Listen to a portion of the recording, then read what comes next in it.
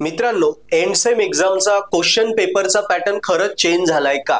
मित्रांनो, हेच या व्हिडिओमध्ये आपण जाणून घेणार आहे। मित्रांनो, आपण आतापर्यंत 2019 पॅटर्न असो किंवा 24 पॅटर्न असो, कुठला इयर असो, first year, second year, third year, last year, सगळ्या इयरचे सगळ्यांनी पेपर दिले आणि आतापर्यंत आपण जे पेपर दिले तो जो पॅटर्न होता आपला क्वेश्चन पेपरचा, तो ह्या प्रकारात होता ना आपला, बरोबर।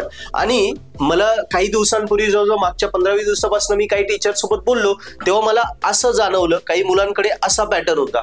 सो आता हे कन्फ्युजन तयार झालेलं आहे की नेमकी आपला जो आतापर्यंत इंजिनिअरिंगचा हा पॅटर्न होता, याच पॅटर्नने तुमची एक्झाम होणार आहे की ह्या पॅटर्न मध्ये ट्रान्सफॉर्म होणार आहे। ही जसं 12वीला किंवा डिप्लोमाला असतं या प्रकारे, बरोबर। एकदा जाणून घेऊया, मग आपण पुढे याच्यावर सविस्तर करूया। आपला पहिला पॅटर्न कसा होता आतापर्यंत? युनिट नंबर 1 आहे समजा, युनिट नंबर 1 चे क्वेश्चन नंबर 1 आणि 2 मध्येच यायचे। आणि याच्यात कसं असायचं, क्वेश्चन नंबर 1 घेतला तर त्याच्यातले तिघही कंपल्सरी, मग 2 आहे तो तुम्ही ऑरला सोडायचा। हा काय करायचा आपल्याला? ऑरला सोडायचा आहे। किंवा 2 घ्या, 2 मधले सगळे करा, 1 ऑर सोडा, असं होतं ना। क्वेश्चनला क्वेश्चन ऑर होता, क्वेश्चन मध्ये एनी ऑप्शन नव्हता। इथे 3 पैकी 2 सोडवा असा ऑप्शन नव्हता, बरोबर।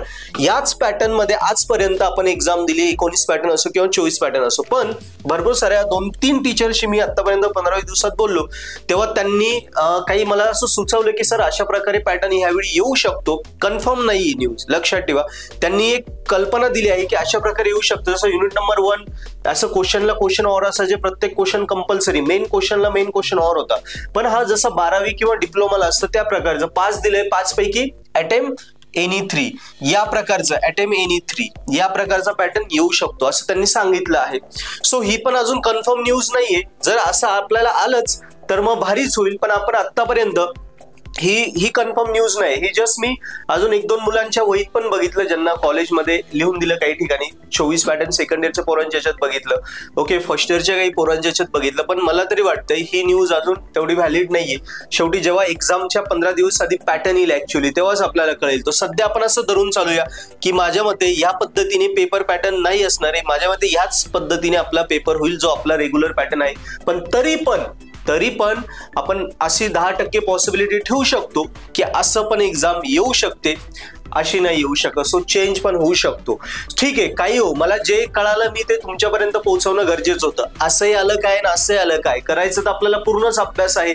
सो अभ्यास आपल्याला करायचंच आहे, यस। सो पॅटर्न कसा येईल काय येईल हे महत्वाचं नाही, आपला अभ्यास जर पूर्ण झालेला असेल तर कुठल्याही पॅटर्न मध्ये पेपर आला तर आपण क्लिअरच करू ना।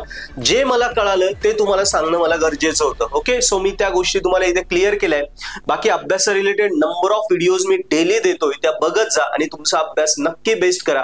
फर्स्ट इयर पासून लास्ट इयर पर्यंत तुम्हाला इंजिनिअरिंग खरंच स्कोरिंग करायची असेल, कॉलेजमध्ये वगैरे समजत नसेल किंवा समजतंय पण टॉप करायचंय, पूर्ण study material one stop solution मध्ये पाहिजे, सोप्या भाषेत मराठीत पाहिजे, सॉल्व पेपर, नोट्स, व्हिडिओ सगळं, तर आपलं पर्पल ॲड ऍप्लिकेशन डाउनलोड करा, लिंक डिस्क्रिप्शन मध्ये दिली आहे। त्यामध्ये इंजिनिअरिंगच्या सगळ्या इयरचे सगळ्या सब्जेक्टचे पूर्ण व्हिडिओ लेक्चर कोर्सेस आहे ते बघा। बाकी गॅरंटेड आपण पर्पल ॲड सोबत स्कोरिंग करूया। आणि या बाबतीत अजून काही तुम्हाला कन्फर्मेशन भेटलंच तर मला कमेंट मध्ये लिहा की तुमच्या कॉलेजमध्ये कशा प्रकारे तुम्हाला पॅटर्न दिला आहे। थँक्यू।